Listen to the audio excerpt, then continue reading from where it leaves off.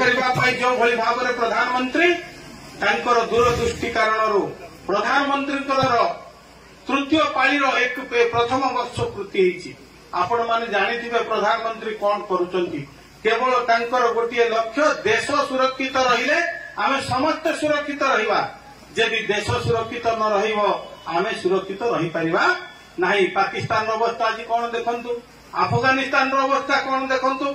जेतु आम गोटे नागरिक आमे चिंता करछे हमकु समस्त अधिकार दरकार, आमको राशन दरकार, पानी दरकार, घर दरकार, बिजुली दरकार, रास्ता दरकार, सब दरकार।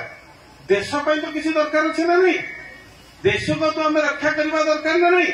जी देश काम करुच्ची, जी माँ माटी काम करुच्ची, भारत वर्षर अखंड भूखंड को अक्षुण्ण रखा काम करुच्चंती सी हूँ प्रधानमंत्री नरेंद्र मोदी। तेणु आज निश्चित भाव में आम समस्ते स्वागत करवा, करताली हुलहुली दे थोड़े स्वागत करवा। आपण मान देखिछंती मां मानकर सम्मान पाई सिंदूर की पहलगाम रे हमर निरीह लोक 26 जन को निर्मम हत्या करथिले आतंकवादी माने।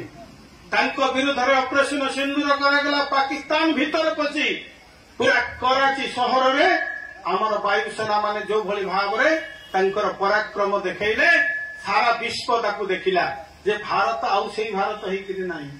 आज भारत सेही भारत नहीं, तुमे आखि देखैबो नाली आखि चलिबो नहीं।